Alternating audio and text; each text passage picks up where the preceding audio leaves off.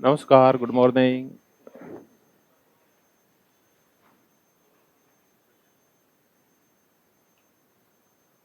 वहाँ तो ठीक।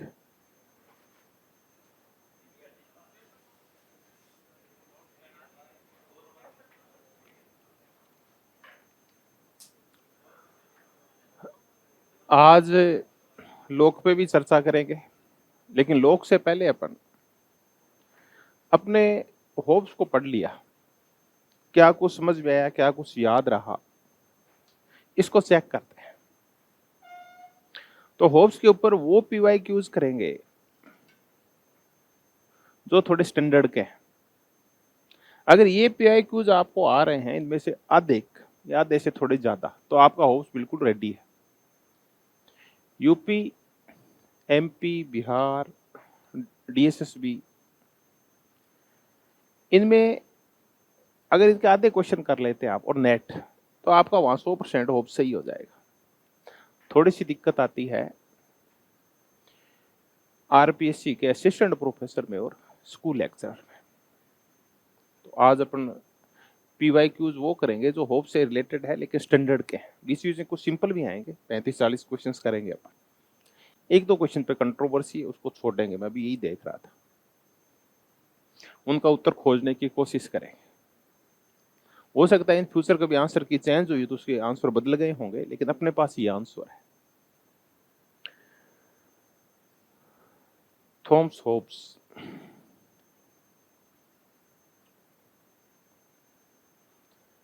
पहला क्वेश्चन कि विधि क्या है उस व्यक्ति का आदेश है जिसमें अपने आदेश का पालन कराने की क्षमता है।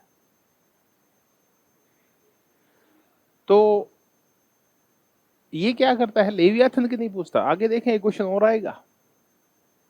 ये क्वेश्चन है कहां, ये ऐसी लाइनें लिखी हुई है। और सुशीला रामास्वामी में हर एक थिंकर में आपको ऐसी 60-70 कोटेशन मिलेगी जो या तो किसी और की है और या फिर इनके पुस्तकों में से उठी हुई है। जब आप सुशीला रामास्वामी पढ़ोगे ना, तो आप देखोगे वो 2-3 लाइन तो खुद लिखती है, उसके बाद वो खुद नहीं लिखती, वो कहीं से उठाती है। तो उसने संग्रह कर रखा है इसे। उन संग्रह से, उस संग्रह से वो क्या करते हैं, ऐसा ही सवाल उठा लेते हैं डायरेक्ट कि ये लिखा हुआ कहां है। अगर ऐसे क्वेश्चन आ जाएं और आपको क्लियर पता नहीं हो, तो ऐसे क्वेश्चन क्या होते हैं, छोड़ने वाले होते हैं। अगर आपने क्लियर नहीं पढ़ रखा है तो हाँ, इस चीज को समझ सकते हैं कि हो सकता है क्वेश्चन अगली बार कुछ और आ जाए। तो इसकी व्याख्या करते हैं कि कानून होते क्या है।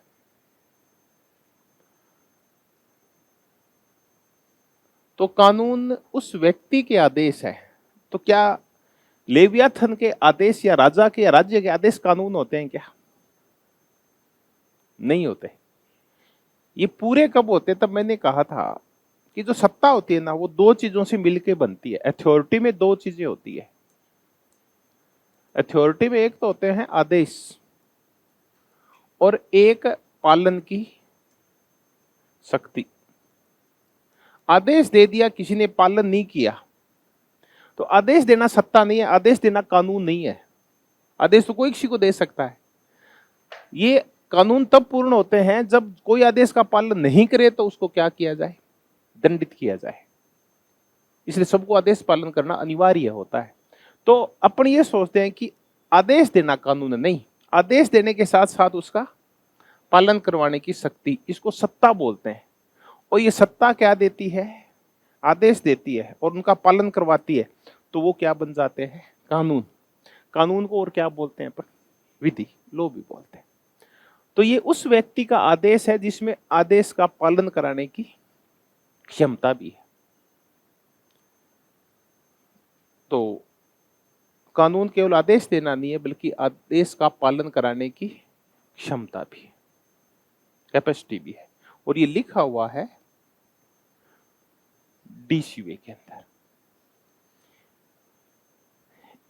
एक और करते हैं इनमें। इनमें से पहले कौन सी पुस्तक आई, फिर कौन सी आई, फिर कौन सी आई, चलो सीक्वेंस में सेट करो।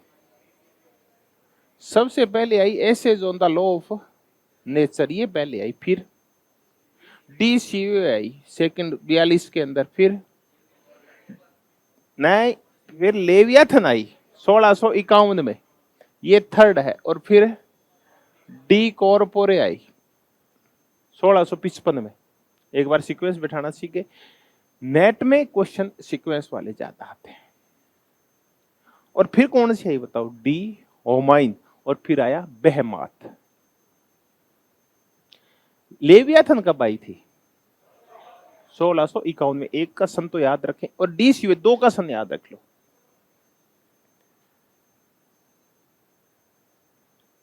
एक और माफी चाहूंगा मैं, ये गलत है। ऐसे जो लॉ ऑफ नेचर इसकी है ही नहीं, ये तो पुस्तक की लोक की है। इसका एलिमेंट्स ऑफ लॉ, ये तो पुस्तक की रूसो इसकी लोक की है। और ये 1664 के आसपास आई थी। अब अपन चर्चा करते हैं कि इसकी 3 पुस्तकें हैं। पहले इसकी पुस्तक आती है एलिमेंट्स ऑफ लॉ, वो एक लेख था। फिर उसकी बट नीचे 2 नंबर में जाके अपने नोट्स ले आओ, तुम दोनों नीचे 2 नंबर में जाओ। आपको कहा था कि किसी ने रोका था क्या? 2 नंबर पे जाके नोट्स लाओ, पहले अपना कार्ड साथ ले जाना। तो अपने ये चर्चा करते कि पहले आई एलिमेंट्स ऑफ लॉ, वो एक लेख टाइप था। फिर उसकी एक पुस्तक बनी डी सीवे, और वो पुस्तक फिर क्या बन गई? लेवियाथन। तो 3 पुस्तकें एक एक एक दो एक के बाद एक बढ़ती जाती है। तो लास्ट में एक महान रचना कौन सी बनी? लेवियाथन। तो एलिमेंट्स ऑफ लॉ, डी सीवे, और फिर लेवियाथन। इन तीनों में तर्क पद्धति वही है। ये जिन तर्कों की शुरुआत करता है एलिमेंट्स ऑफ लॉ से, उनके निष्कर्ष कहां निकालता है? फिर लेवियाथन में निकालता है। तो इनमें ना लगभग बातें एक जैसी है, बस जहां जहां उसकी दिक्कत आई उनका सॉल्यूशन उसने हर एक अगली पुस्तक में वो निकालता गया। जहां जहां कंट्रोवर्सी हुई ना, जहां जहां पैराडॉक्स आए, पैराडॉक्स समझ गए? एक तरफ आत्मरक्षा है, एक तरफ प्रतिरोध है, इनके मध्य कैसे उसने बिठाए, हर अगली पुस्तक में उनका समाधान खोजता गया।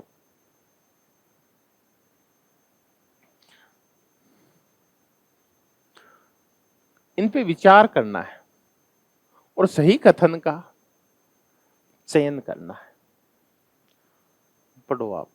होब्स के अनुसार शासक व चर्च दोनों स्वतंत्र है।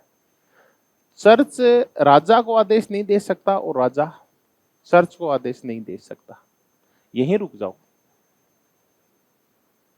ये गलत है या सही है? ये गलत है। राजा चर्च को आदेश दे सकता है। गलत कर दें इसको। होब्स के अनुसार गृह युद्ध को रोकने में धर्म एक महत्वपूर्ण भूमिका निभा सकता है। निभा सकता है। हमारे साथ अपने पास 2 विचारक हैं, मैकियावली है और होब्स है। मैकियावली तो ये कह देगा, लेकिन होब्स ये नहीं कहेगा, क्योंकि धर्म क्या करता है? सामूहिक प्रतिरोध का निर्माण करता है और राजा का विरोध करता है। वो लोगों को राजा की बजाय धर्म की ओर लेके जाता है और राजा की अवहेलना का समर्थन करता है और 2 तलवारों का समर्थन करता है। तो लोगों की निष्ठाएं बंटती है और ये चाहता है लोगों की निष्ठा राजा के प्रति और धर्म के प्रति ना हो। तो ये तो गृह युद्ध करवाता है। तो प्यूरिटन क्रांति क्या थी? प्यूरिटन तो धर्म है। प्यूरिटन तो वो लोग हैं, वो प्रोटेस्टेंट तो है प्यूरिटन, वो धार्मिक लोग ही तो थे।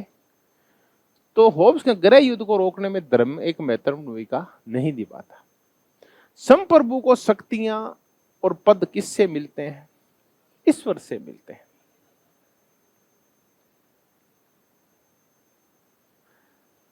एक बार रुक जाओ।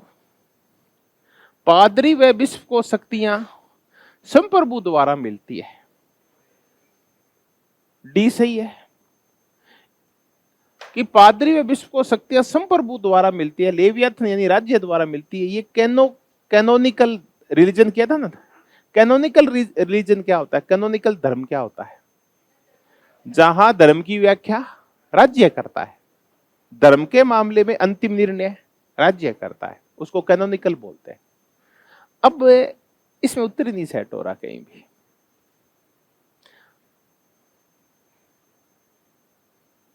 अब दिक्कत ये आई, ये इमोर्टल गॉड शेर, मॉर्टल गॉड शेर, ये कहीं इसने कोई ऐसी लाइन लिख दी होगी जिसका संदर्भ कुछ और होगा, लेकिन उसने क्या किया, पूरा लाइन नहीं उठाई, बल्कि क्या उठा ली, इतनी लाइन उठाई उसने। और ये कहीं लिखा हुआ होगा जरूर, इसके आगे कुछ लिखा होगा कि इसने संप्रभु को शक्तियां और पद ईश्वर से मिलते हैं और ईश्वर जनता है, इसके आगे ये लिखा होगा, लेकिन इसने यहां काट दिया इसको।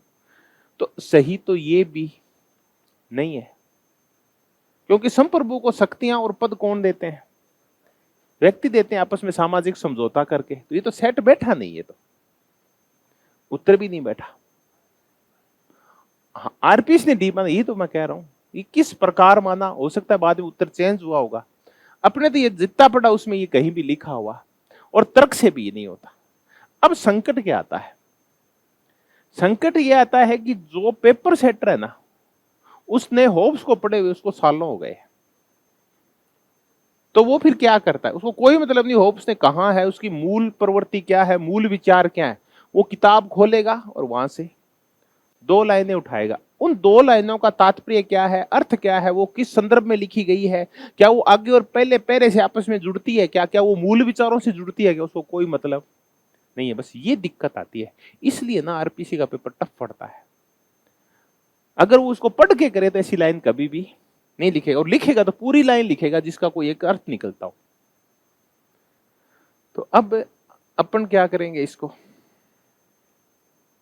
क्वेश्चन मार्क लगा के छोड़ेंगे। लेकिन इतना पता चल गया कि पादरी व बिशप को शक्तियां किससे मिलती है, संप्रभु से। और ये भी पता चल गया, ये मैकियावेली के संदर्भ में तो ये सही है, लेकिन बाकी के संदर्भ में ये सही नहीं है।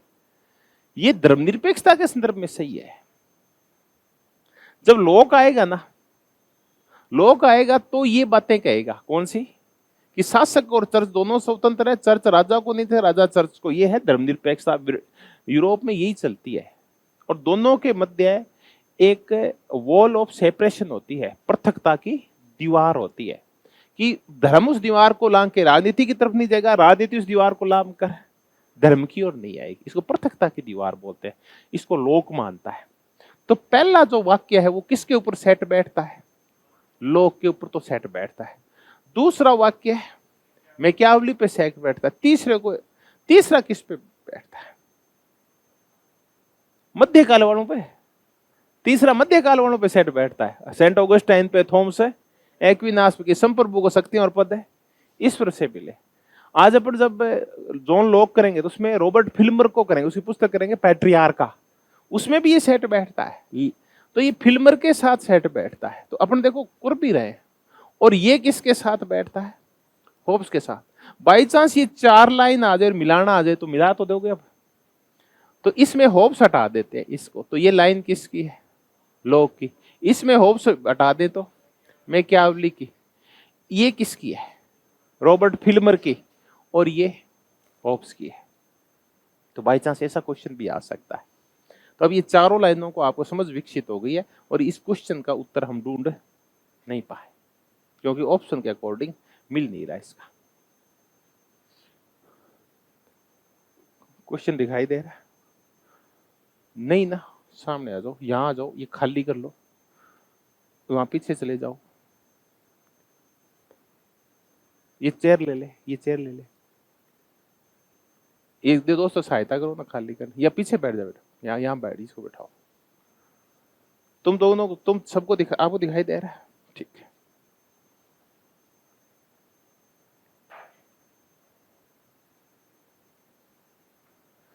कौन सी शब्दावली थॉमस होब्स से संबंधित नहीं है, अब चारों पढ़ो आप।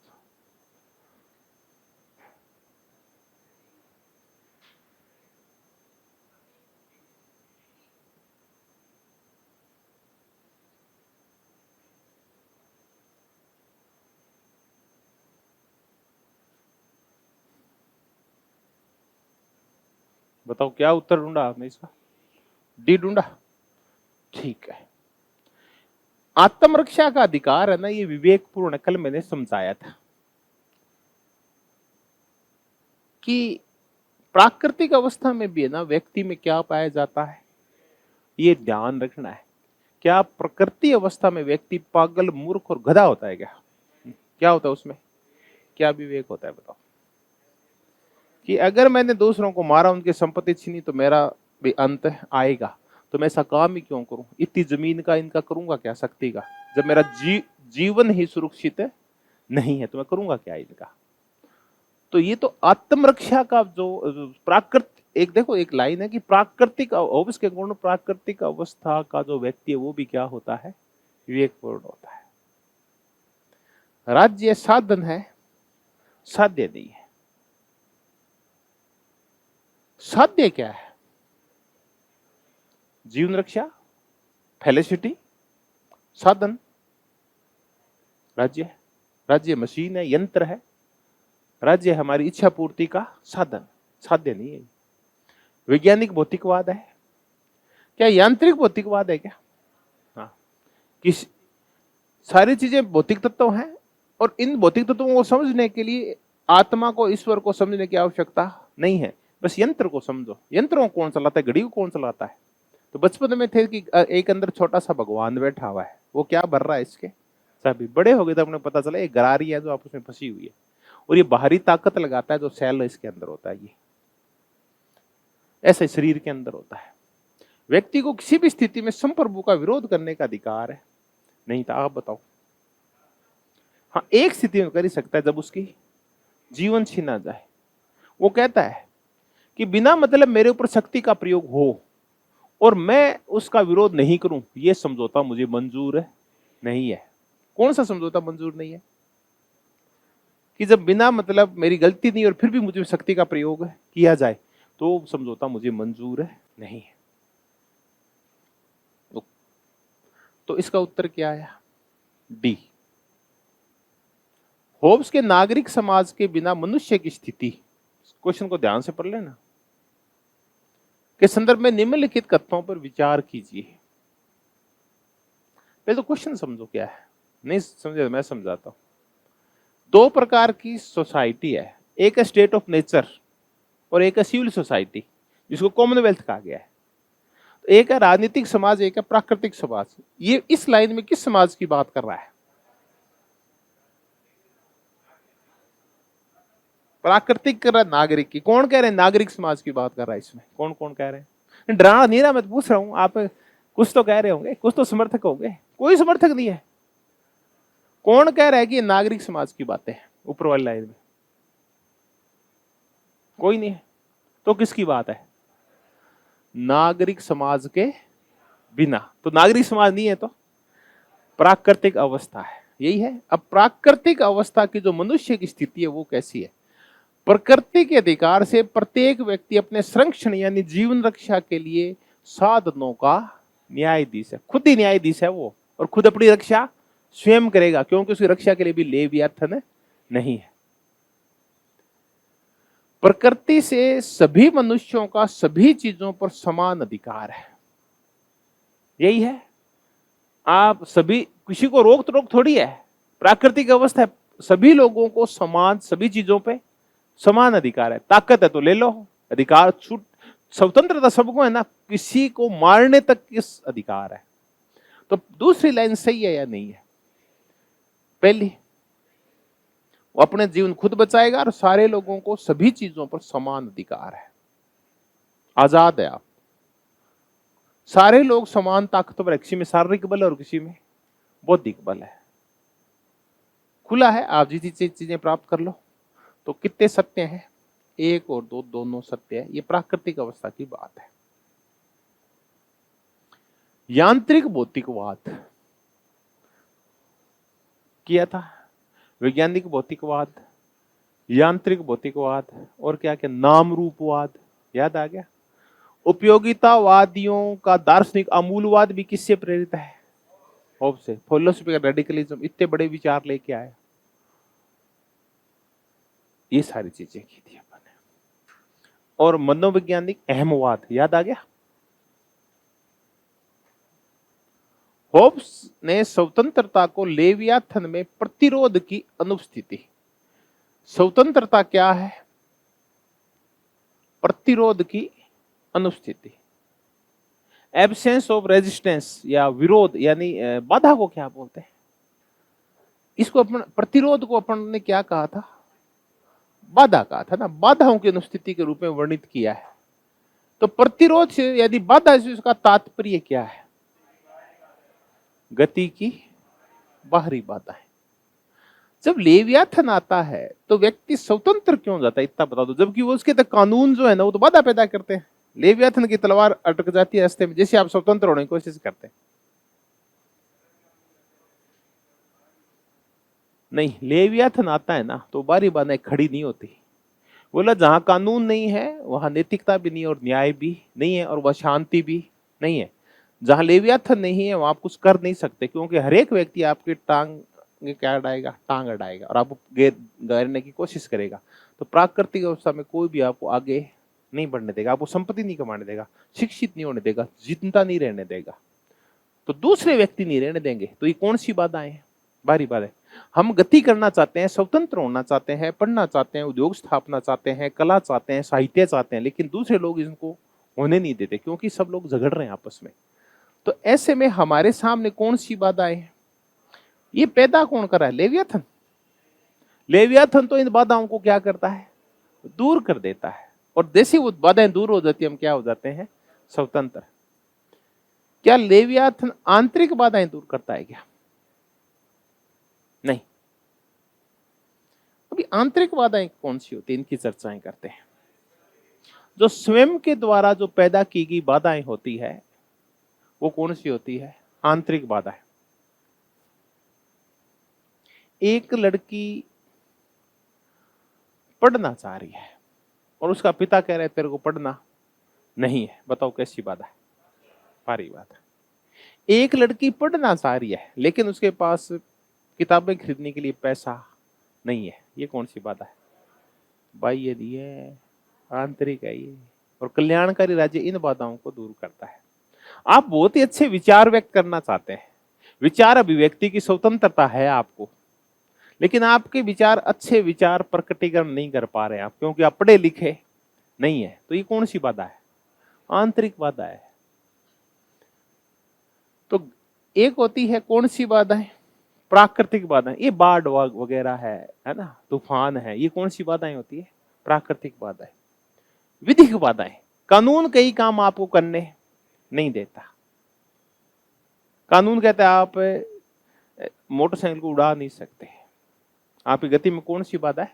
विधिक बाधा।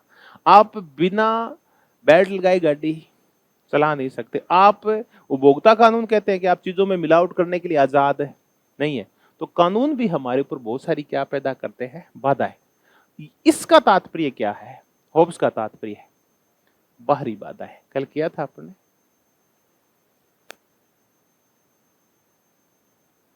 थॉमस होब्स की जो पुस्तकें हैं, किसका एक शीर्षक the matter form and the power of a commonwealth ecclesiastical and civil. Leviathan यही था। द मैटर फॉर्म, मैटर है या फॉर्म है? पहले ये बताओ। नहीं, ये तो दोनों लिखे हुए हैं। ले किसको मानता है? मैटर है, कोई फॉर्म नहीं है। उसके बाद है पावर ऑफ ए कॉमनवेल्थ। किसकी पावर? कॉमनवेल्थ की। कॉमनवेल्थ कितने हैं बताओ? यहां 2 कॉमनवेल्थ है, ध्यान रखना। मैं जब आपको लेवियाथन करवा रहा था तो एक तो ये करवाया था और एक ये करवाया था। ये दोनों कौन से हैं? एक है एक्लेजियास्टिकल, कई बार नाम नहीं आता इसका, ये तो शुक्र हिंदी में लिखा हो इसलिए बांस लिया अपन ने। एक है एक्लेजिस्टिकल और एक है सिविल। आप याद करो, मैंने जब आपको लेवियाथन के 4 पार्ट बताए थे, on man, on civil commonwealth, on Christian commonwealth और किंगडम ऑफ डार्कनेस। तो बताओ ये क्या है? ये वेरी गुड, ये क्रिश्चियन कॉमनवेल्थ है। और ये कौन सा है? सिविल कॉमनवेल्थ है। Power a power of a commonwealth, ईसाई कॉमनवेल्थ को क्या बोलता है वो? एक, हाँ, एक्लेजिस्टिकल। और दूसरे को लेवियाथन को क्या बोलता है? सिविल। तो ये तो है ईसाई कॉमनवेल्थ और ये है सिविल, नागरिक कॉमनवेल्थ। ये कब था? ये कब था? मध्यकाल में ये था, जब पोप ये कहा करता था कि हम सब जो ईसाई हैं हम आपस में बंधे हुए हैं। तो वो कौन सा कॉमनवेल्थ तैयार होता है? ये। और जो लेवियाथन के अंडर में तैयार होता है वो कौन सा कॉमनवेल्थ है? सिविल। अब हम किस, अपना जो कॉमनवेल्थ है, अपना देश है, वो बताओ एक्लेजिस्टिकल है, सिविल है? सिविल है। लेकिन उसको क्या रूप दिया जा रहा है? धीरे धीरे ये रूप दिया जा रहा है कि हम इसलिए एक नहीं कि हम भारतीय हैं, हम इसलिए एक है क्योंकि हम हिंदू हैं। तो ये ध्यान रखना। अब इसको उल्टा करो, एक्लेजिस्टिकल कॉमनवेल्थ और सिविल कॉमनवेल्थ। अब तो समझ में आ गया। एक्लेजिस्टिकल कॉमनवेल्थ है, इसका नियंत्रण किसके पास है? पोप के पास। Very good. और सिविल कॉमनवेल्थ का अंततः कौन सा कॉमनवेल्थ सर्वश्रेष्ठ होना चाहिए? सिविल होना चाहिए। यहां तक आगे। अब आ गया कि ये है कहां, ये किस पुस्तक का नाम है? ये लेवियाथन का, लेवियाथन का पूरा नाम ये है। लेवियाथन, उसके आगे ये लिखा हुआ है। तो ये लेवियाथन का पूरा नाम ये है। तो इसका उत्तर क्या आया? सी आया।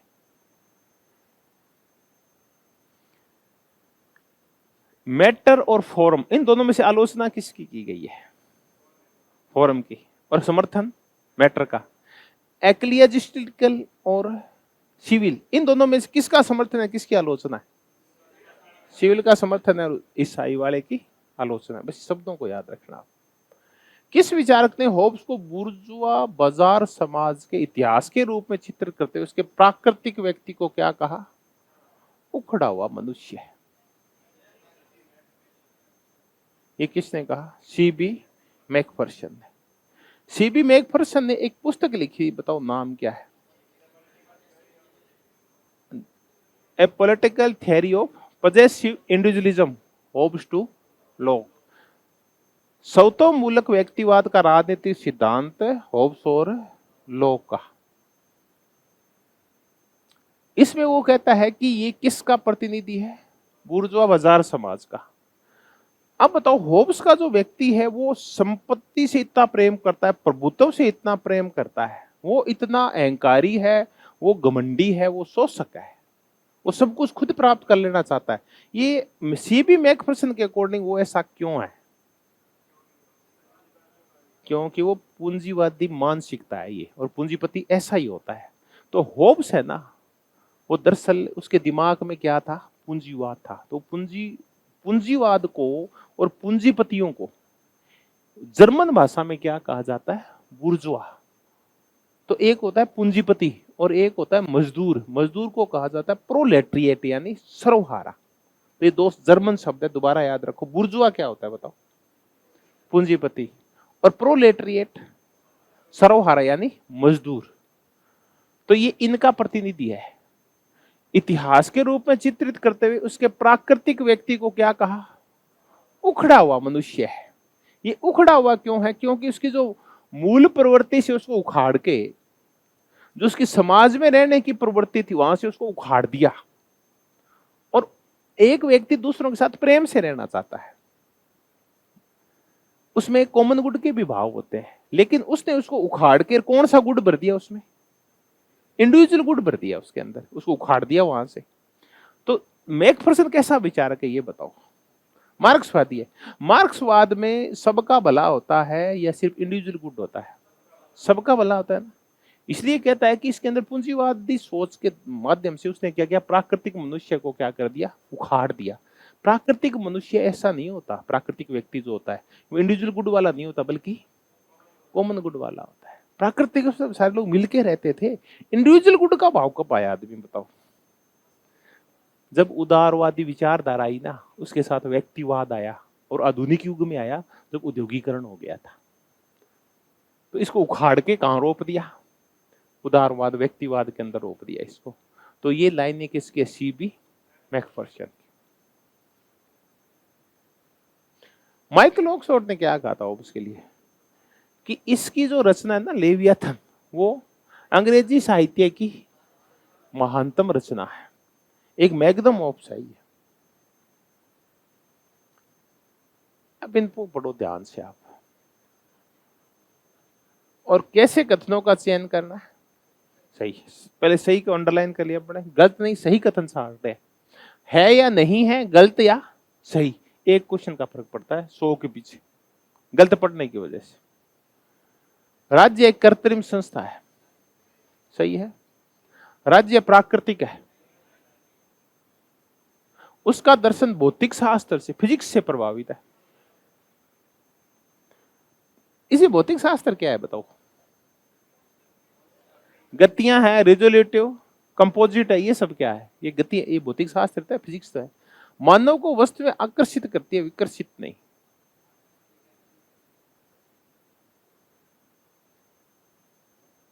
आप ये क्या करें, सही करें गलत करें? वस्तु एक सेव है, ठीक है, उसके उस सेव खाना स्वास्थ्य के लिए अच्छा है, इसके ऊपर एक सर्वसहमति हो सकती है क्या? क्यों?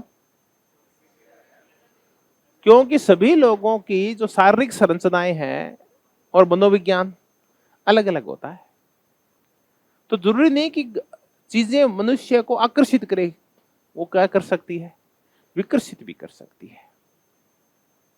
तो कौन कौन से सही हुए फिर? 1 और 3 सही हुए, वो किस में है? सी है इसका उत्तर।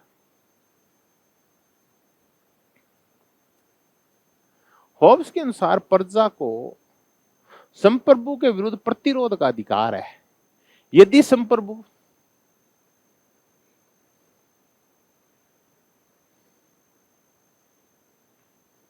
कब बदल देंगे बताओ?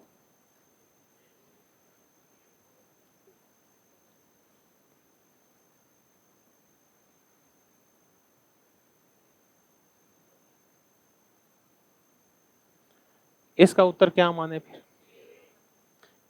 सिंपल उत्तर है इसका, प्रजा के जीवन को सुरक्षित नहीं रख पाता और उनके जीवन को व्याक्रांत करता, डराता है, उनको मारूंगा तो मैं। तो फिर लेवियाथन क्या करेंगे क्या फिर? तो क्या ऐसे में अपना समझौता भंग करेंगे? हाँ, मुझे ऐसा कोई समझौता मंजूर नहीं है जो मेरे जीवन को व्याक्रांत करे और बिना गलती के मुझे दंडित करे, लेकिन मैं उस शासक को पलट दूंगा और उस शासक का विरोध करूंगा। पलट नहीं दूंगा, विरोध करूंगा। विरोध करूंगा तो कैसा विरोध करूंगा? व्यक्तिगत विरोध करूंगा। तो शासक को हटा कौन सकता है? ईश्वर। वो बोला और कोई नहीं हटा सकता, सिर्फ कौन हटाएगा? ईश्वर। अगर अन्यायपूर्ण शासक भी है तो उसको आप सामूहिक प्रतिरोध से हटा नहीं सकते, ये काम किसके भरोसे छोड़ दो? ईश्वर के भरोसे। ये लाइनें याद रखना। प्रजा की स्वतंत्रता इसका उद्देश्य है, नहीं है जीवन रक्षा, सामंतों की देखरेख नहीं, राज्य में असमानता, असमानता की चर्चा ही नहीं करता है। तो उत्तर आया इसका ए। निम्नलिखित कथनों पर विचार करें और ये बताएं कि थॉमस होब्स की प्राकृतिक कानूनों की धारणा क्या है? शांति की तलाश करना और उसका, यही है। अब ये शांति की तलाश करना और उसका पालन करना, ये जो कल हमने टेलर वाइंडर थीसिस की थी, उसमें शांति की तलाश करना और उसका पालन करना, ये व्यक्तिगत कर्तव्य है कि यहां आते आते वो सामाजिक भी हो जाता है। अपना संरक्षण करना तो होता है व्यक्तिगत, और शांति की तलाश करना और उसका, ताकि सबका जीवन सुरक्षित हो जाए। तो ये कहता है इस लाइन के अंदर समूहवाद भी है, वो समाज से भी जुड़ गया, सबकी रक्षा करना चाहता है, तो अकेला उसमें व्यक्तिवाद नहीं है। तो खैर ये लाइनें देखिए, ये क्या चीजें कर रहे हैं अपन, बताओ ये सारी क्या है? आर्टिकल्स ऑफ पीस है, ये शांति की धाराएं हैं। कितनी धाराएं? 19 धाराएं है ये। इनको वो बोलता है बुद्धि की सलाहें, जो किस भाषा में प्रस्तुत की गई है? ईश्वर की भाषा में प्रस्तुत की गई है। चीजों पर प्राकृतिक अधिकार का त्याग करना या नहीं करना,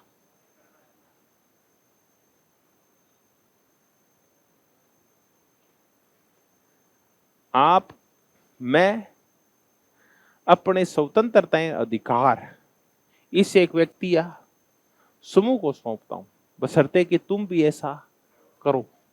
तो अपनी चीजों पर प्राकृतिक अधिकार का क्या करते हैं? त्याग करते हैं। व्यक्तियों को अपने अनुबंधों का सम्मान नहीं करना चाहिए। मैं समझौते का पालन करूंगा या नहीं करूंगा?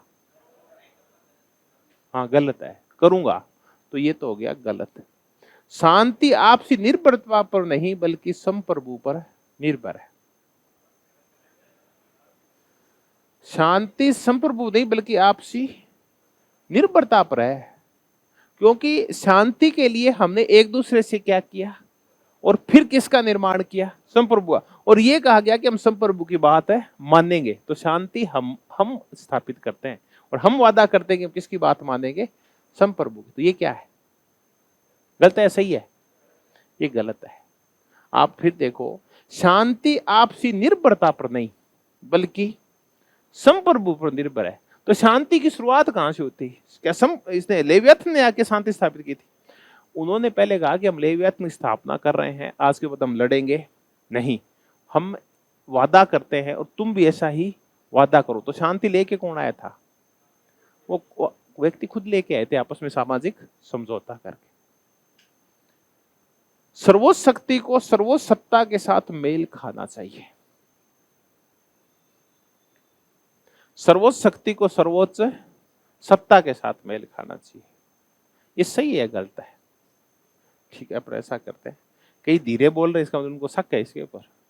अपन शक करेंगे ना, हर तभी तो प्रश्न सही होगा, शक करेंगे तो। सर्वोच्च शक्ति को सर्वोच्च सत्ता के साथ मेल खाना चाहिए। अब बताओ कि जो कॉमनवेल्थ बना है उसमें सर्वोच्च सत्ता किसके पास है? सर्वोच्च सत्ता, सुप्रीम अथॉरिटी कौन है वहां? धर्म तो नहीं है, जातियां भी नहीं है, कौन है? कॉमनवेल्थ लेवियाथन है। अब सबसे ज्यादा ताकत किसके पास होनी चाहिए? लेवियाथन के पास। तो जिसके पास सर्वोच्च सत्ता होगी उसके पास सर्वोच्च शक्ति होनी चाहिए।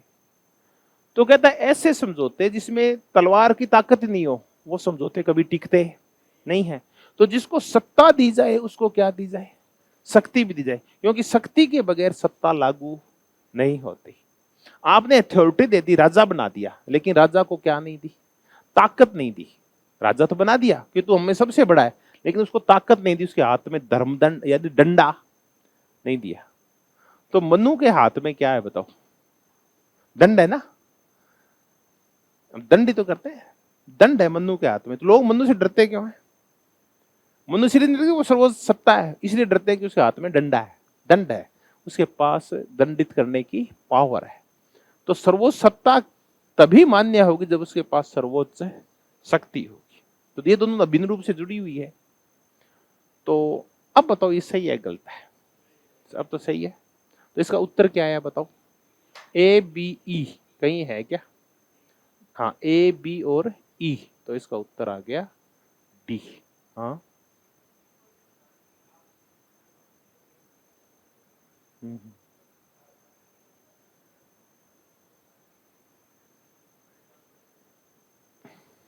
देखो अब मैं देता हूं। इन्होंने ये पूछा कि शांति जब आपसी निर्भर थी तो फिर लोगों ने लेवियाथन का निर्माण क्यों किया? क्योंकि वो विवेकशील थे। उन्होंने देखा कि इस अवस्था में शांति नहीं है, प्राकृतिक अवस्था में शांति नहीं है। तो उनके बुद्धि में एक बात आई, एक शांति की धारा आई कि अपन क्या करेंगे, अपन को एक दूसरे के ऊपर समझौता करेंगे और उस समझौते के माध्यम से हम एक लेवियाथन का निर्माण करेंगे और मुझसे वादा करेंगे हम किससे रहेंगे? शांति से रहेंगे। ये वादा वो किस अवस्था में करते हैं? लेवियाथन के आने के बाद या पहले? पहले करते हैं। तो शांति, उनको पता है कि शांति तभी आएगी जब हम आपस में एक दूसरे पर क्या होंगे? निर्भर होंगे। अगर हमने एक दूसरे पर निर्भर होकर समझौता नहीं किया तो शांति नहीं आएगी। ये शांति की धारा की एक लाइन है, ये 19 धाराओं के अंदर। ये तभी आएगी जब हम एक दूसरे पे निर्भर होंगे। अगर हम आइसोलेटेड रहेंगे, अलग अलग रहेंगे, तो सामाजिक समझौता भी नहीं होगा।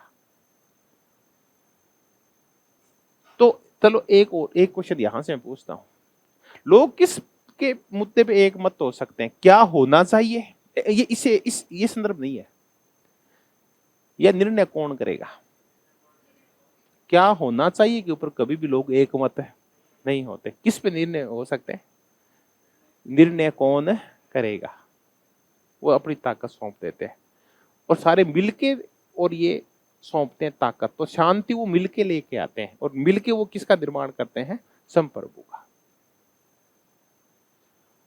हॉब्स के अनुसार सुख का अर्थ क्या है? ये पावर है, ये फॉर्चूना है, ये फेलिसिटी है इंग्लिश के अंदर। तो क्या है? हाँ, सुख का अर्थ है आनंद, हैप्पीनेस क्या है? फेलिसिटी है। ये इंग्लिश में पता चलेगा इसको। तो ये है सी। फेलिसिटी क्या होती है सर? परिभाषा, छोटी सी परिभाषा है फेलिसिटी की। भौतिक चीजों की निरंतर इच्छा होना और इन इच्छाओं की पूर्ति होना।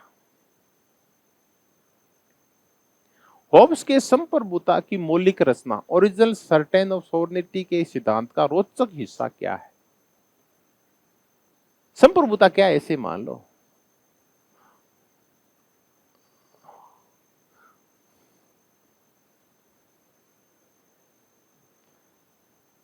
रोचक देखो इसमें लिखा है। इंटरेस्टिंग पार्ट क्या है?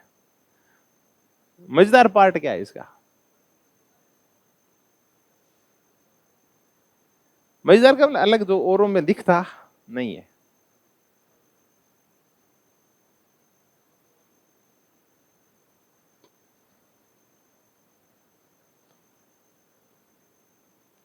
आप पहले क्वेश्चन के पास जाओगे तो जवाब मिल जाएगा। पहले इसका उत्तर आ चुका है एक बार। ये एक पहले एक ऑप्शन था, इसका प्रश्न बना दिया इसने। मैंने ये इतना तो बता दिया, इससे ज्यादा क्या बताऊंगा आप।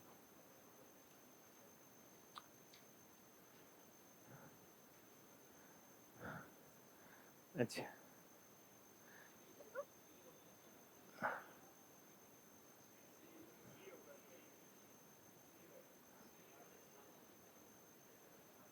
अब सुनो। जब हम एकलवादी संप्रभुता करते हैं तो होब्स है, जॉन ऑस्टिन है,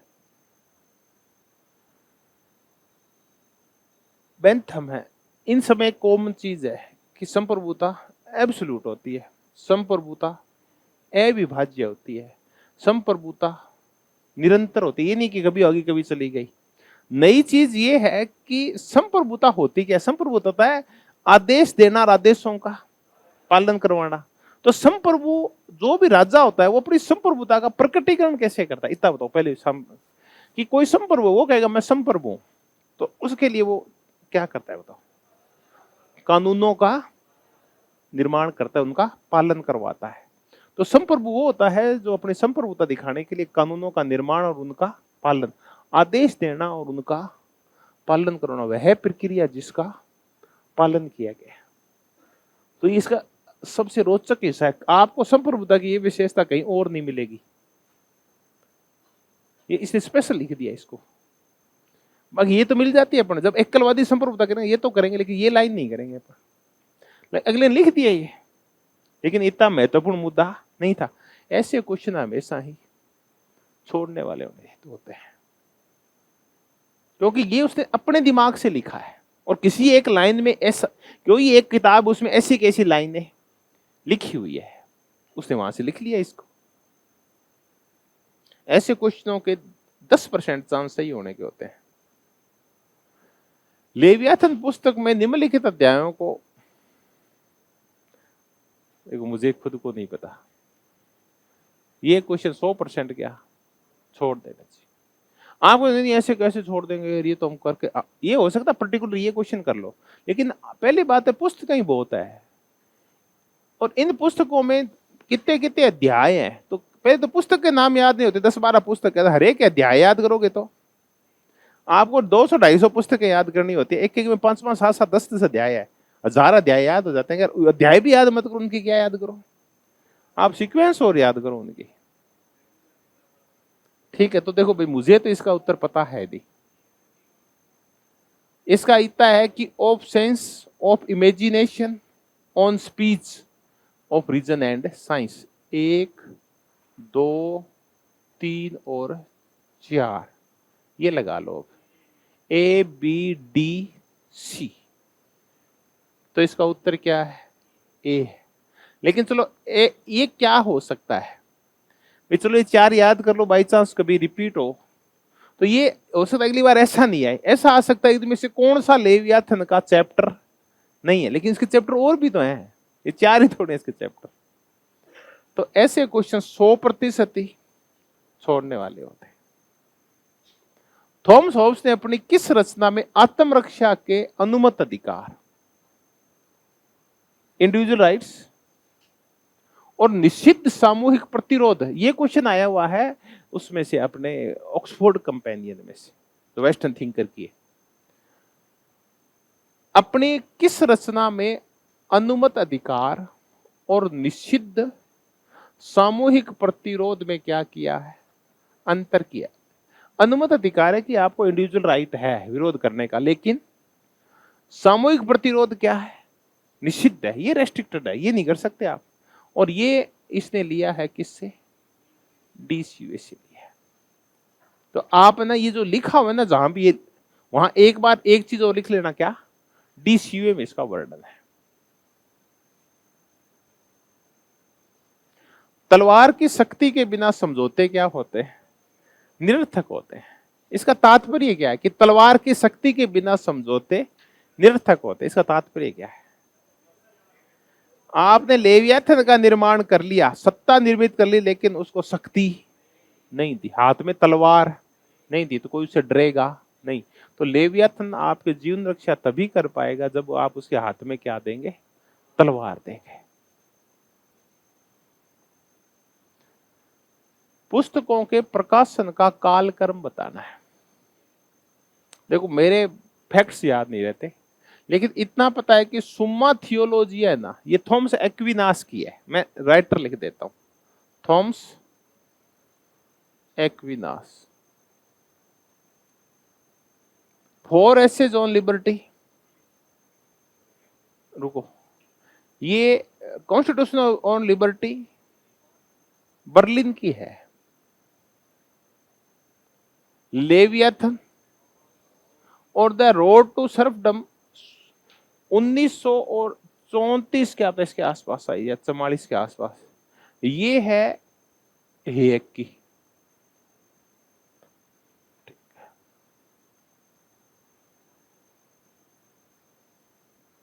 अब आप मिलान करो चलो, देखो चलो ऐसे बताओ, सुम्मा थियोलॉजिया सबसे पहले आई थी, ये तो मध्यकाल का विचारक है, 13वीं सदी के आसपास। कौन था, थॉमस एक्विनास था। तो पहले तो ये आएगी। 1 से उत्तर नहीं हो रहा क्या, 2 से हो गया, सी हो गया। फिर आई 1651 में लेवियाथन, फिर 1634 के आसपास I the road to serfdom हेयक की, जो उसने यूएसएसआर के विरोध में लिखी थी। और फिर 4 एस ऑन लिबर्टी किसकी आई, बर्लिन की, ये 1970 के आसपास आई है।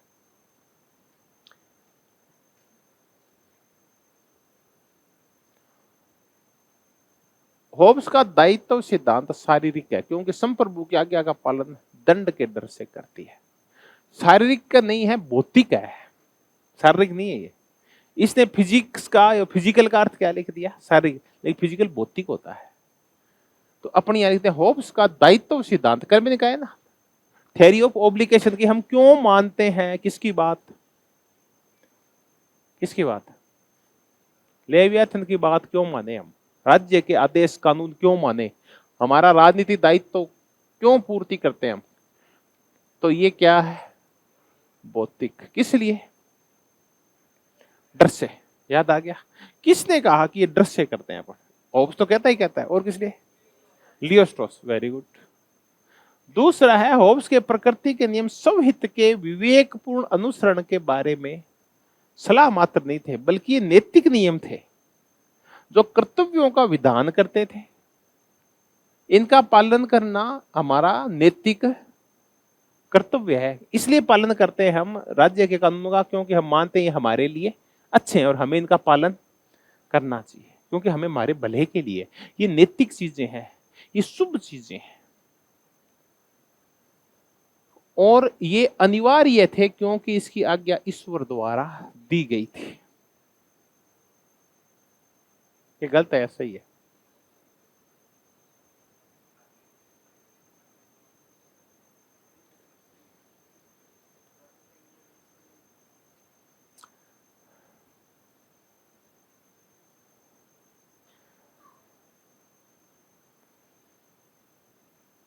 ये भौतिक है, ये नैतिक है, ये राजनीतिक है और ये धार्मिक है। चार कारण थे ना। ये बातें कौन कह रहा है? ये वाली जब ये लियो स्ट्रॉस कह सकता तो ये टेलर ने नहीं कहा, ये वाइंडर ने कहा था। टेलर ने तो कहा कि ये डियोंटोलॉजिकल है, ये कांट के तुल्य है और ये नैतिक है और ये हमारे कर्तव्य हैं। उसने कहा ये कर्तव्य है क्योंकि ये ईश्वर की आज्ञा है। ये ईश्वर की आज्ञा शब्द इसमें किसने जोड़ा? देखो यहां तक तो दोनों एक बराबर है। कहां तक? यहां तक टेलर और वाइंडर दोनों बराबर है।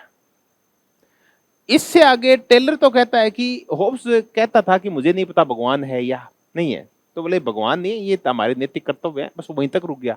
उसमें ईश्वर को और किसने जोड़ दिया? वाइंडर ने जोड़ दिया। तो अब बताओ ये गलत है सही है? पहला सही है, सही है पहला। तो दूसरा, तो अरे ये लियो स्ट्रॉस है और ये वाइंडर है, जब ये सही हो ये गलत क्यों है?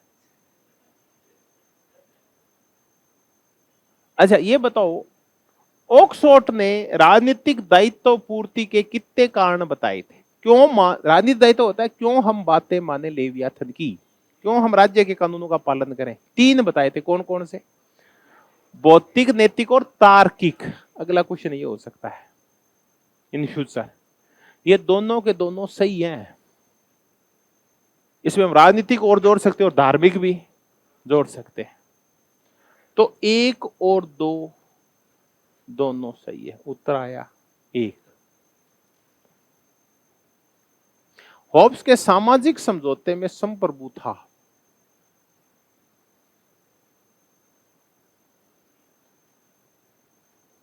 समझौते का अंग था, समझौते से ऊपर था, सब व्यक्तियों के नीचे था या प्रजातांत्रिक रूप से निर्वाचित था?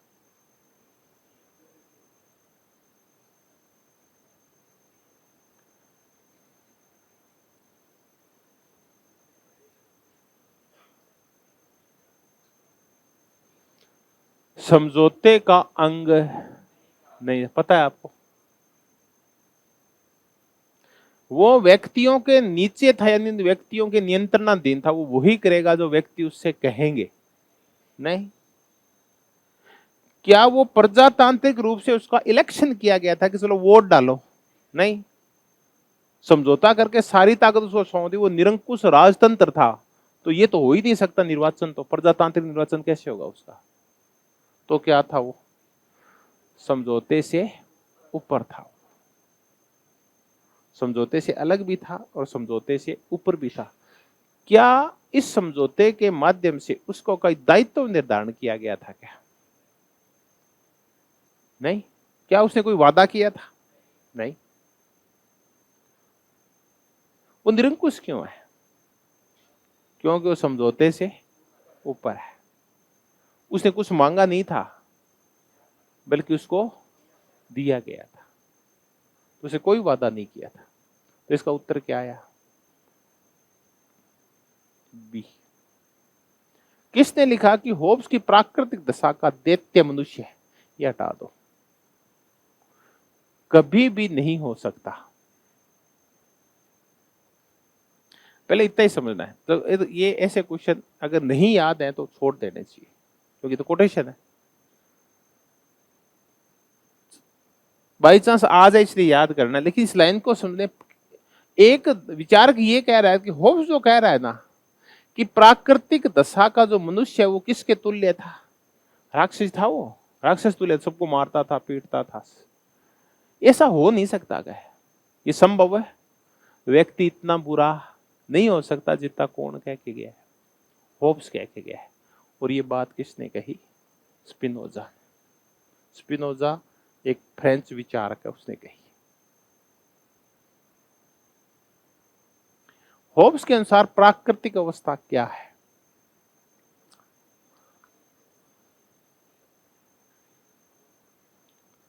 पूर्व राजनीतिक है, पूर्व सामाजिक है, दोनों है। न तो समाज बना है और न ही राजनीति आई है। इसका उत्तर सी है। ये पूर्व सामाजिक क्यों है ये बताओ? क्योंकि वो कहता है ना कि प्राकृतिक अवस्था में उद्योग नहीं है, क्योंकि फल सुरक्षित है, नहीं है। न साहित्य है, न कला है, न नौवहन है, न समाज है, न ही संस्कृति है, क्योंकि आपसी संबंध विकसित नहीं हुए। आपसी संबंध जब विकसित होते हैं तो समाज बनता है, और आपसी संबंध विकसित होते हैं तो फिर कुछ आदमी पे सामाजिक नियंत्रण भी आते हैं। तो यहाँ समाज नहीं था, व्यक्ति छुट्टा था एकदम।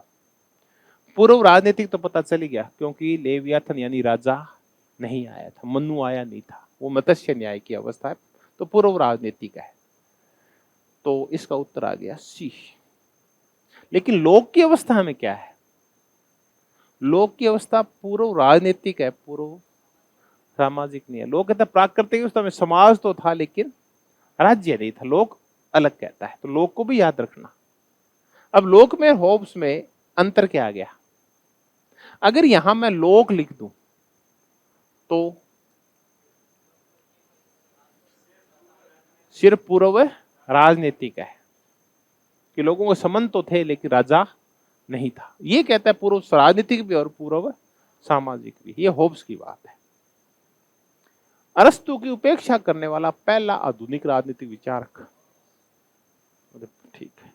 अब इसने अरस्तु की आलोचना क्यों की? बाई चांस अंतर पूछ ले कि हो किस किस आधारों पर उसने अरस्तु की आलोचना की? पहले आलोचना की दर्शन के अंदर कि मैटर है, कहीं भी सोल नहीं है। दूसरी आलोचना की कि राज्य प्राकृतिक नहीं है बल्कि राज्य कर्तृत्व है। तीसरी आलोचना, हाँ, ये कहता है कि उद्देश्य है यूडिमोनिया, और ये कहता है फेलिसिटी। ये कहता है आत्मिक इच्छा और ये भौतिक इच्छा है। ये कहता है आदमी राज्य का काम नैतिक बनाना होता है, और ये कहता है राज्य का काम सुरक्षा करना होता है। तो कई मुद्दों पे दोनों क्या है? अलग अलग।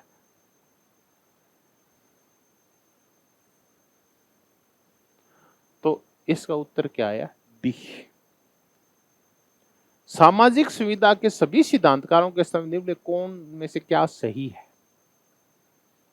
सामाजिक सुविधा के जो सिद्धांतकार है, तीनों सिद्धांतकार सोशल कॉन्ट्रैक्ट के, होब्स, लॉक, रूसो, उन तीनों में कॉमन बात क्या है?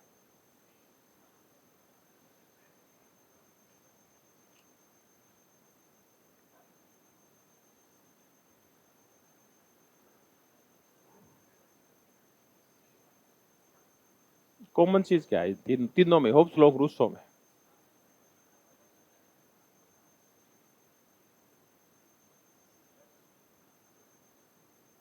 विधि और नैतिकता के बीच भेद। होब्स भेद नहीं करता लेकिन रूसो भेद करता है। अंतर्जात अधिकार, इंटरनल राइट्स, रूसो मानता है और नहीं मानते, अधिकार बाह्य होते। शक्ति पृथक्करण का सिद्धांत, लोग तो मानता है लेकिन बाकी नहीं मानते। एक चीज रहेगी कि लोक सत्ता कह लो इसको, या इसको सत्ता कह लो, या राज्य कह लो, इसका निर्माण किससे हुआ था? तो सहमति तीनों के अंदर ही है, लेकिन सहमति के प्रकार और समझौते के रूप अलग है। सहमति तीनों में ही है कि राज्य का निर्माण सामाजिक समझौता या सामाजिक सहमति से हुआ था। तो किस मुद्दे पे एक मत है तीनों कि राज्य का निर्माण न तो प्राकृतिक है न ही देवीय है, बल्कि लोगों की आपसी सहमति से हुआ है। इसी को बोलते हैं हम सामाजिक समझौता।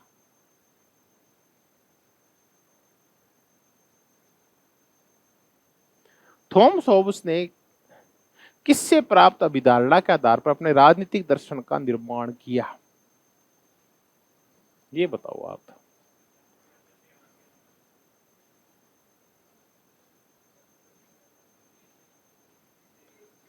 उसने कहीं भी धर्म विज्ञान थियोक्रेसी का सहारा नहीं लिया। उसने कहीं भी तत्व मीमांसा मेटाफिजिक्स का सहारा, उसको उम्र में कोई मतलब नहीं है सोल से। उसने सोशल साइंस का सहारा नहीं लिया। प्राकृतिक विज्ञान कौन से होते हैं? खगोल विज्ञान, भौतिक विज्ञान और रसायन विज्ञान, ये सब कौन से विज्ञान होते हैं? प्राकृतिक। इसका सहारा लिया। तो फिजिक्स एक प्राकृतिक विज्ञान होता है, नेचुरल साइंस होती है, सोशल साइंस नहीं होती। सोशल इकोनॉमिक्स ये होते हैं सारे, सोशियोलॉजी, अपनी पॉलिटिकल साइंस, पब्लिक एडमिनिस्ट्रेशन, ये सब सोशल साइंस है। प्राकृतिक विज्ञान होता है फिजिक्स, केमिस्ट्री, ये एस्ट्रोनॉमी, खगोल विज्ञान, ये सारे। आत्मकथा में लिखा कि उसकी मां ने जुड़वा बच्चों को जन्म दिया, उसको स्वयं को और डर को, और ताज जिंदगी वो फिर किसके साथ रहा? डर के साथ रहा। तो उसके जो सारे जो निष्कर्ष हैं, सारे जो तर्क हैं, सारी प्रस्थापनाएं, सारे निष्कर्ष किस पे आधारित है? मौत का डर। प्राकृतिक व्यवस्था में मौत का डर, सामाजिक समझौता भी मौत का डर, और लेवियाथन की निरंकुशता भी मौत का डर। अगर उसके पास निरंकुशता नहीं होगी तो हमारा जीवन सुरक्षित है नहीं होगा, हम लेवियाथन की बात मानेंगे ही नहीं। तो ये किसने कहा? बी। अरमाड़ा से शुरू होके और सब कुछ। जो तो प्राकृतिक अवस्था में मनुष्य को समझौते के लिए प्रेरित करता है वो क्या है?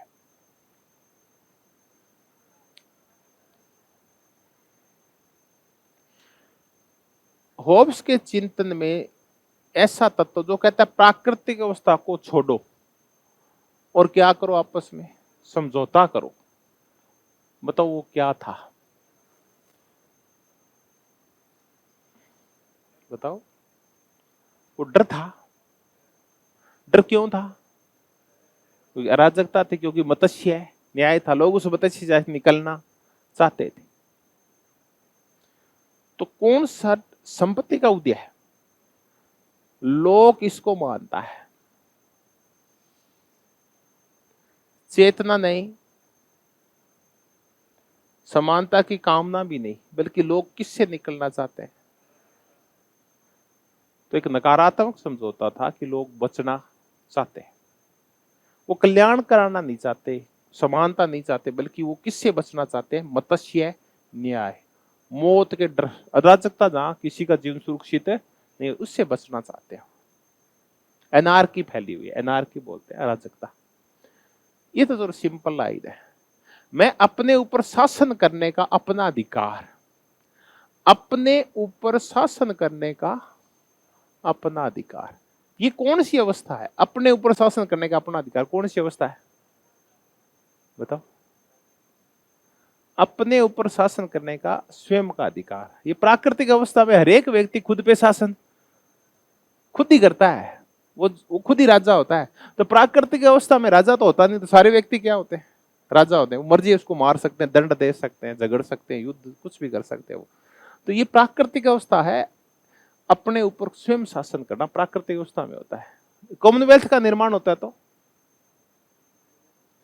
उनके ऊपर कौन शासन करता है? लेवियाथन। वो स्वयं शासक है नहीं है, उन्होंने समझौता करके ये काम किया। इस व्यक्ति अथवा इस जनसभा, तो इस जनसभा का तात्पर्य क्या है?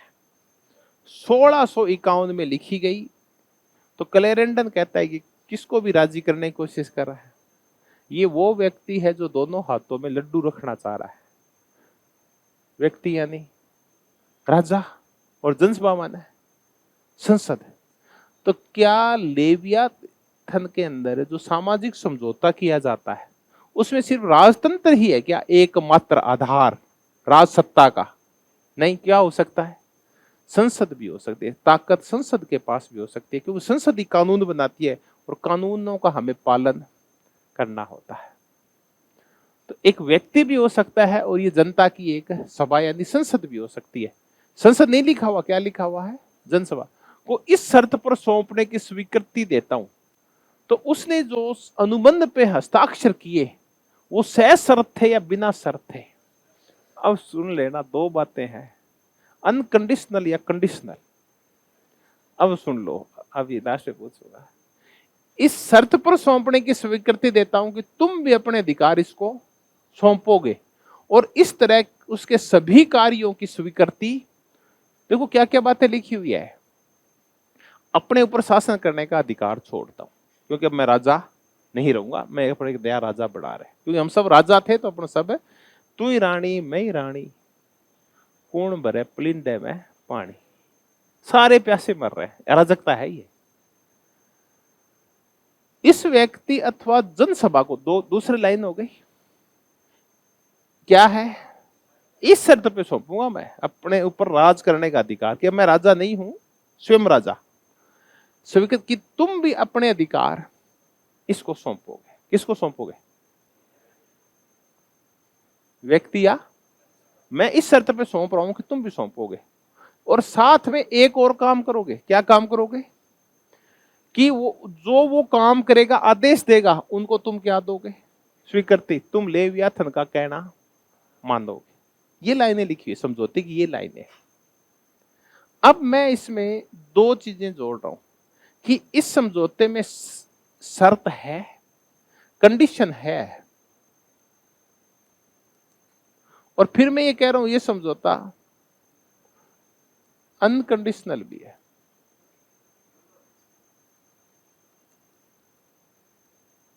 ये कंडीशनल कैसे और अनकंडीशनल कैसे है? एक व्यक्ति ने दूसरे व्यक्ति पे शर्त लगाई है, अनकंडीशनल कैसे है? इस पे लेवियाथन के ऊपर कोई शर्त नहीं है, उस पर कोई दायित्व सौंपा नहीं गया, अनकंडीशनल है। लेवियाथन का नाम ही नहीं है, कहीं राज्य का नाम ही नहीं है कि हम तेरे को सौंप रहे हैं और तू हमारी रक्षा करना, ऐसा लिखा हुआ है क्या? कहीं नहीं लिखा हुआ। इतना लिखा है कि हम कर रहे हैं, एक मनुष्य दूसरे मनुष्य से कह रहा है, एक पीपल दूसरे पीपल से कह रहा है, एक नागरिक दूसरे से कह रहा है, एक मनुष्य दूसरे मनुष्य से कह रहा है, उस पर तो शर्त लगा रहा है। लेकिन यहाँ लेवियाथन का कहीं नाम ही, राज्य का नाम ही नहीं है। ये लोक में जरूर है ये। तो समझौता कैसा है? नागरिकों नागरिकों में तो कंडीशनल है, लेकिन नागरिकों और लेवियाथन के मध्य अनकंडीशनल है। चलो ये तो खैर लाइनें हैं समझौते की। ये किसकी है? होब्स की है।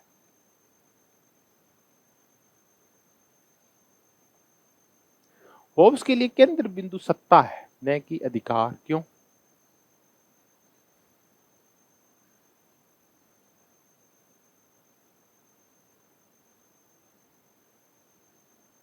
ये बहुत ही जोरदार लाइन है, इसको ध्यान से पढ़ो।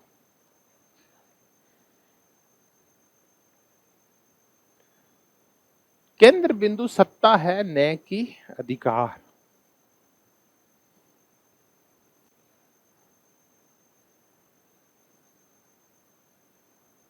क्यों?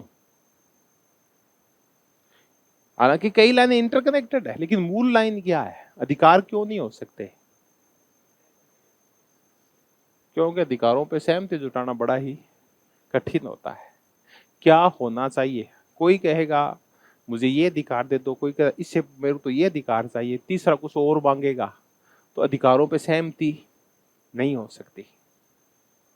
अधिकारों पे सहमति नहीं हो सकती, इसलिए क्या होगा? लोगों में आपस में टकराव होगा। सत्ता और अधिकार में टकराव नहीं होगा, बल्कि लोगों में आपस में टकराव होगा। इसलिए हम क्या कर सकते हैं? सहमति तो नहीं जुटा सकते, हम निर्णय कौन करेगा ये काम कर सकते हैं।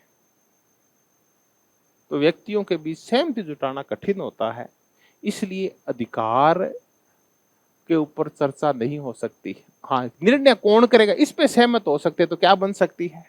सत्ता बन सकती है। निर्णय कौन करेगा? लेवियाथन करेगा। अधिकारों के ऊपर सभी लोगों के विचार क्या होते हैं? अलग अलग, वो सहमत नहीं होंगे। कोई कोई अधिकार चाहेगा, कोई कोई, आपस में झगड़ेंगे अधिकारों के लिए। डी। ऑक्सफोर्ड का कहना है कि होब्स अंग्रेजी बोलने वाले लोगों में पैदा होने वाला सबसे महान राजनीतिक चिंतक है। अरे ये लेवियाथन के लिए कहा है उसने, होब्स के लिए नहीं कहा। ध्यान से देखो इसको, ये किसके लिए कहा है? ये होब्स को, यहाँ ये होब्स है, लेवियाथन है। उसकी कृति अंग्रेजी के जो कृतियां लिखी उसमें मैग्नम ओप्स है। होब्स मान नहीं है, होब्स की कृति है। कोई अन्य चिंतक उसके दार्शनिक आधारता, विचार की स्पष्टता की बराबरी नहीं कर सकता, ये सही है, क्योंकि उसके लेवियाथन में जो है उसके दार्शनिक आधार विचार उसकी स्पष्टता की बराबरी और कोई नहीं कर सकता। तो क्या है, ए असत्य है परंतु आर सत्य है। एक बार ऐसा करते हैं, इस पे क्या लगाते हैं, क्वेश्चन मार्क। आज नोट्स खोल के देखना कि ऑक्सफोर्ड की सही लाइन क्या है, एक बार और देख लेते हैं, क्योंकि मुझे शक है इस लाइन के ऊपर। कौन सी के ऊपर, पहली के ऊपर, क्योंकि इसका उत्तर चेंज भी हो सकता है। चलो एक बार रुकते हैं, एक बार रुको। अपन ऐसा करते हैं कि पहली लाइन को सही मान लेते हैं, दूसरी लाइन सही है ही। अब आपको तो इतना बताना है कि ये व्याख्या कर रही है नहीं कर रही, ये बताओ। आप एक बार अपने, हालांकि ये है कि ये लेवियाथन के लिए कहा उसने, आप तो ये बताओ कि अब इतना ही ढूंढना कि दोनों को सही मान लो आप, तब ये व्याख्या कर रही है नहीं कर रही, व्याख्या कर रही है, क्योंकि ऊपर वाले में उसको मान बता रहा है और दूसरे में मानता के कारण बता रहा है, तो ये व्याख्या कर रही है। एक बार इस क्वेश्चन को अपने छोड़ दिया, ये लाइन देखेंगे किस प्रकार लिखी गई है?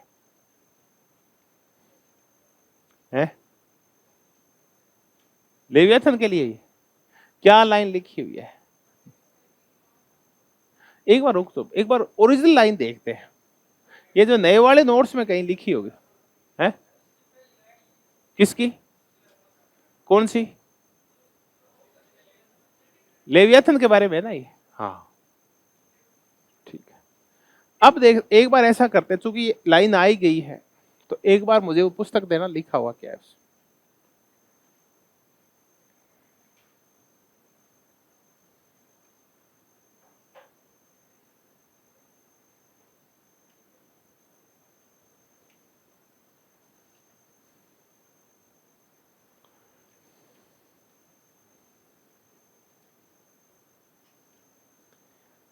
इसने जो लाइन लिखी है वो क्या है, अपने साइड लिखी है नोट्स में, लेवियाथन अंग्रेजी भाषा में राजनीतिक दर्शन की महानतम, शायद एकमात्र महानतम एक रचना है।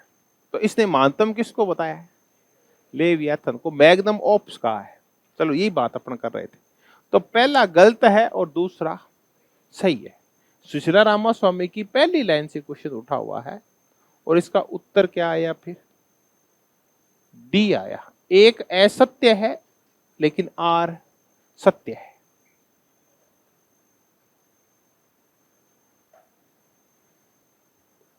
किसके विचारों को उपयोगितावाद के दार्शनिक अतिवाद, फिलोसॉफिकल रेडिकलिज्म ऑफ यूटिलिटेरियनिज्म, किस में मिलते हैं ये बताओ।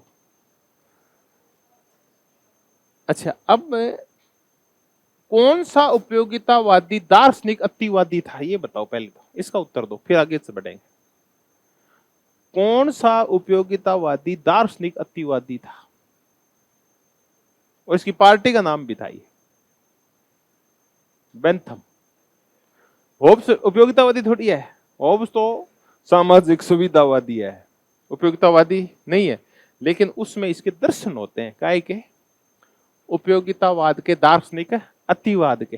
पोलक क्या कहता है फिर, उपयोगितावादियों ने एक ही चेंज किया, क्या किया, लेवियाथन के नाक में नकेल डाल दी बस, कि कौन सी, अधिकतम लोगों का अधिकतम हित, कि तो सब कुछ नहीं कर सकता, तेरे करने से पहले एक चीज का ध्यान रखना है, किसका, अधिकतम लोगों का अधिकतम हित।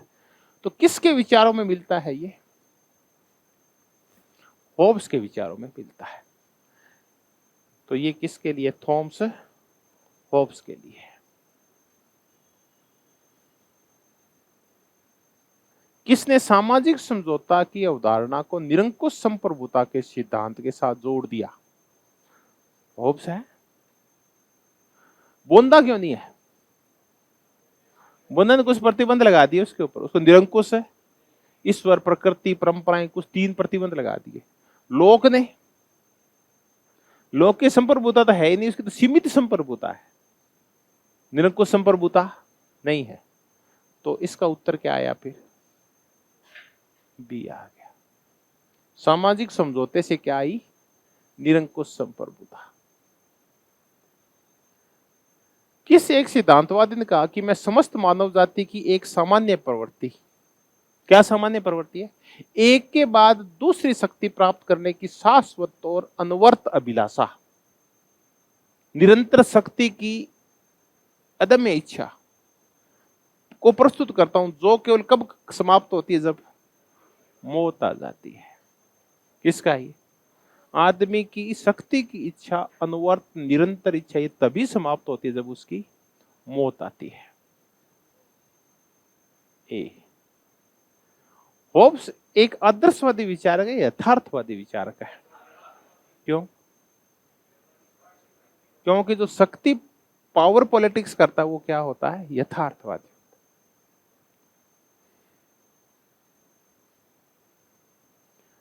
अब इनको मिलाओ।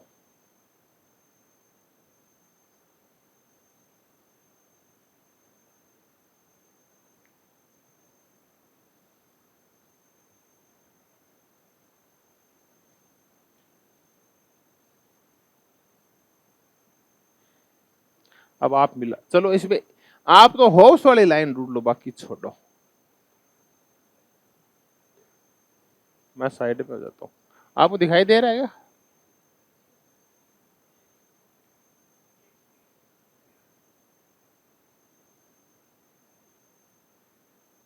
आप तो होब्स की लाइन ढूंढ लो इन चारों में से, बाकी छोड़ो, इसको भूल जाओ आप। होब्स की ढूंढो है। ठीक है, होब्स की जो लाइन है संप्रभुता की और धर्म पर राजनीतिक सत्ता का वर्चस्व, धर्म पर राजनीतिक सत्ता, संप्रभु ही तो सुरक्षा करेगा। ये संप्रभु द्वारा सुरक्षा है, संप्रभु की सुरक्षा नहीं है, संप्रभु द्वारा सुरक्षा। और धर्म पर राजनीति का वर्चस्व, ये किसकी लाइन है? कि रक्षा सिर्फ संप्रभु करेगा और धर्म का मठ का संचालक भी कौन होगा? राजनीतिक सत्ता होगी, राजा होगा। ये किसने कहा? होब्स ने कहा। व्यक्ति के विचार और अभिव्यक्ति की स्वतंत्रता होगी, कोई व्यक्ति को बोलने से नहीं रोकेगा। ऑन लिबर्टी, जेएस मिल। संवैधानिक सरकार का सीमित रूप, लोक। और दावा की संप्रभुता का मूल लोगों में समाहित और लोगों के पास ही रहेगा। ये सामान्य इच्छा में होता है कि लोग अपने अधिकार सौंपेंगे नहीं, बल्कि अधिकार लोगों के पास ही रहेंगे। किसने कहा? रूसो ने। अब आप इनका मिलान कर लो, बताओ डी है क्या? ठीक है। सामाजिक समझौता सिद्धांत में प्राकृतिक अवस्था का तात्पर्य क्या है? राज्य के निर्माण से पूर्व की अवस्था।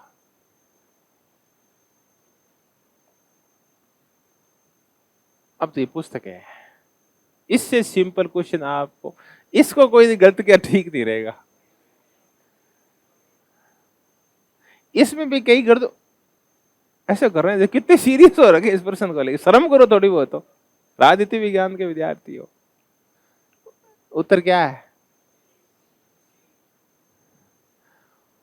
होब्स की पुस्तक है लेवियाथन, रूसो की है द सोशल कंट्रैक्ट, और लोक की है two treatise on civil government.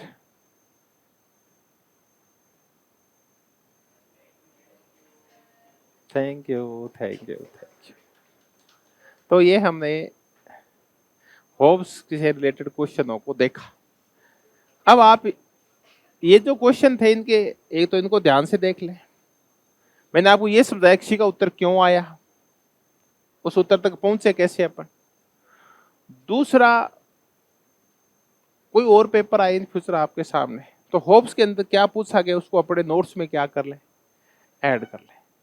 जब भी आप ऑब्जेक्टिव टाइप क्वेश्चन पूछे आपका गलत हो जाए, तो हाथों हाथ उसके 4 कारण देखो वो गलत क्यों है, बाकी उसके ऑप्शन क्यों नहीं है, और सही ऑप्शन क्या है उसको ऐड कर ले आप जब भी ऑब्जेक्टिव टाइप के क्वेश्चन करें एक चीज का ध्यान रखें, केवल उत्तर याद करने की कोशिश न करें, उत्तर तक पहुंचने की कोशिश करें और बाकी 3 को काटने की कोशिश करें। आप कहते हैं ये पुस्तक लेवियाथन है, इसकी पुस्तक है, तो बाकी 3 किसकी है वो भी आपको पता होना चाहिए, हाथों हाथ उनके विरुद्ध इसकी है, तो बाई चांस हो सके अगले बार क्वेश्चन वहां से आ जाए। Thank you, thank you, thank you, धन्यवाद। आप लगातार बने रहे। जी जैन परिवार में आपका स्वागत है, हार्दिक अभिनंदन। आपने अपना कीमती समय दिया, होप्स को दिया, खुद को दिया और लेवियाथन को दिया, लेवियाथन को दिया। Thank you, thank you, thank you.